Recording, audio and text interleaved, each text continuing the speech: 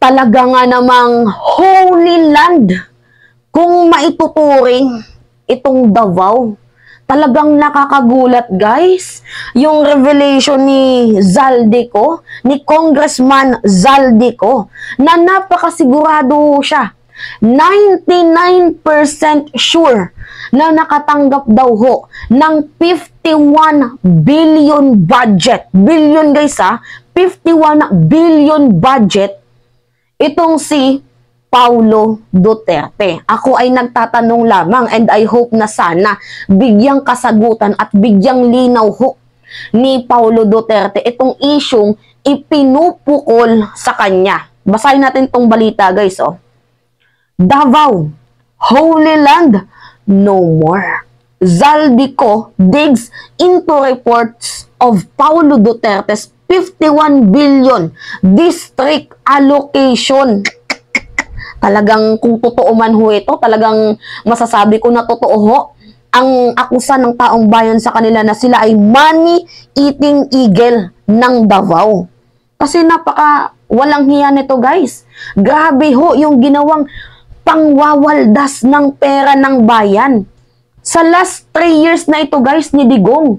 Oh my God, last 3 years, 2022, 2021, 2020, pandemic! Diba, during that time, guys, nangutang ho ang gobyerno ng Pilipinas dahil wala tayong pera. Kulang ho yung supply natin ng vaccine, kulang din ho yung mga rooms ng hospitals, tapos yung kanyang anak meron hong 51 billion. Nag-sink in pa lang sa utak ko. Just like dito sa kanyang anak na si Sara Duterte. Sa loob ng 7 years, nakalikong ng 2.7 or 2.6 billion confidential funds. Pero maliit ng 2.6 or 2.7 confidential funds laban dito sa 51 billion sa loob lamang ho ng 3 years. Nakakagulat. Ako nga, guys, nagulat ako sa 125 million within 11 days, di ba? How much more pa kaya sa 51 billion within 3 years? Talagang Holy Trinity itong mga Duterte. Kaya pala iyak ng iyak itong si Paulo Duterte nung kinat ang kanyang budget na 2 million. Pero bakit ka iiyak-iyak? In the first place, ang laki na pala ng nawaldas mo. Alam nyo, guys, ako lagi kong sinasabi na tayo, tulungan natin ang presidente, si Pangulong Bongbong Marcos, para sa ikauunlad ng ating bayan. Pero ang nangyayari, guys, lumalabas ho ang tunay na pakay, tunay na kulay ng mga kalaban ng bayan. Ang ingay pag-usapang pera.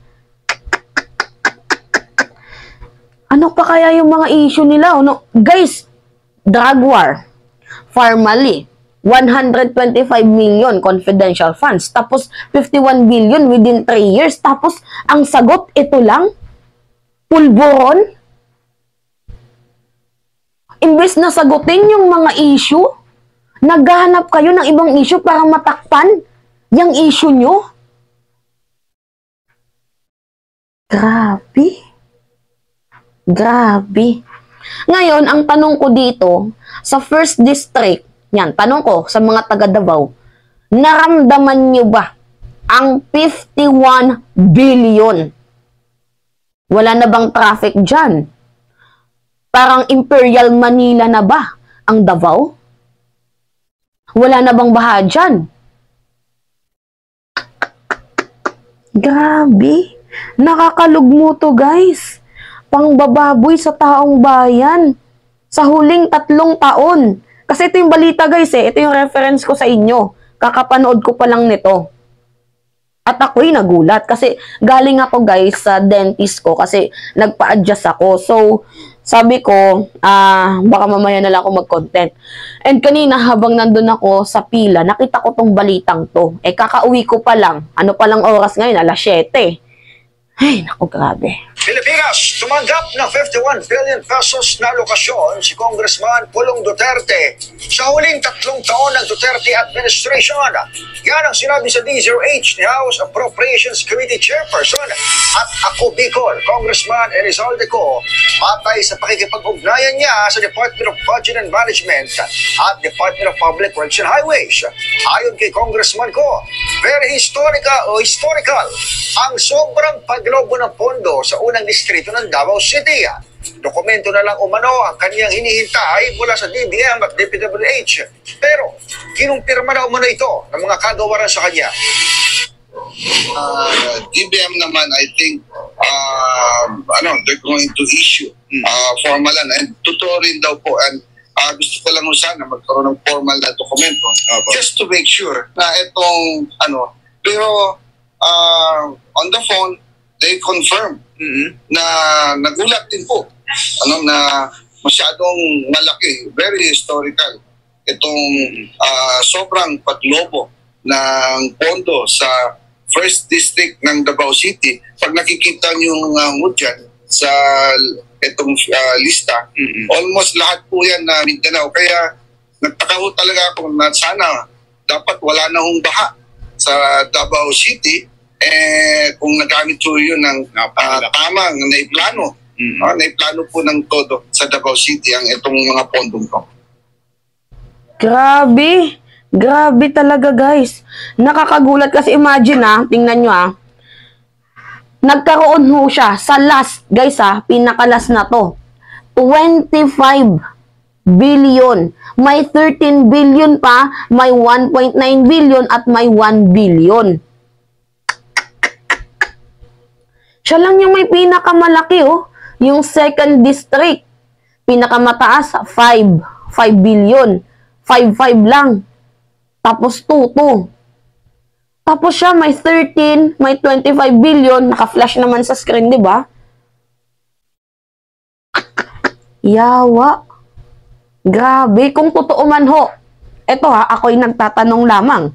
Kung totoo man ho ito, grabe naman kayo. Hindi kayo naawa sa taong bayan? Huling 3 taon, narinig nyo sa balita, guys, ng kanyang ama. Kailan yun? 2022, 2021, 2020. Ano yung mga panahon na yun? Panahon ho na naghihirap ang bansang Pilipinas. Panahon ho nung sinugpa tayo ng sakit na COVID. Panahon ho kung saan kulang-kulang ang pondo ng taong bayan. Panahon ho kung saan siksikan at madaming may sakit sa bawat silid ng hospital. Panahon ho na walang mga pasok ang mga estudyante. Panahon ho na patay ang ating ekonomiya. Habang patay ang ating ekonomiya, mayroong isang tao na mayroong 51 billion. Abay, saan kinuha yun? Saan mo ginamit? Ako'y nagtatanong lamang ho. 'Di ba? Kasi wala namang karapatan, wala namang masama if magtanong kami kasi taong bayan din kami, taxpayer kami. 'Di ba? Ang laki guys ng iniwang utang ng Duterte administration. Samantalang si Pangulong PBBM nung nangutang siya, halos lahat bayad na. Grabing iniwang pasakit ho ng kanyang ama sa ating bayan na ngayon sinasalo ni President Bongbong Marcos. Langhiya. Grabe. Hindi kasik-musik-mura, napaka-unconstitutional. Tapos iiyak-iyak ka na tinanggalan ka ng budget na 2 billion at binigyan na lamang sa'yo ang 500 million. Ngayon, nagkaungkatan na. Anong iniiyak-iyak mo dyan? Mas malaki pa ngayon naging budget mo kaysa sa ama mo Holy Trinity. Sara, Paulo, Digong, if ever man na totoo to. Grabing pangwawalang hiya nyo sa taong bayan, di na kayo naawa. During COVID pa guys, pandemic. Habang yung taong bayan walang mga trabaho, habang yung taong bayan ang iba namumulubi, habang yung ibang taong bayan walang pera, walang makain, merong isang tao na sagana sa budget, tapos imbis na sagutin yung tanong, nakaganyan lang, pulburon video, pulburon picture. Kakahiya. Nakakahiya. Literal na corrupt. If totoo man ho ito.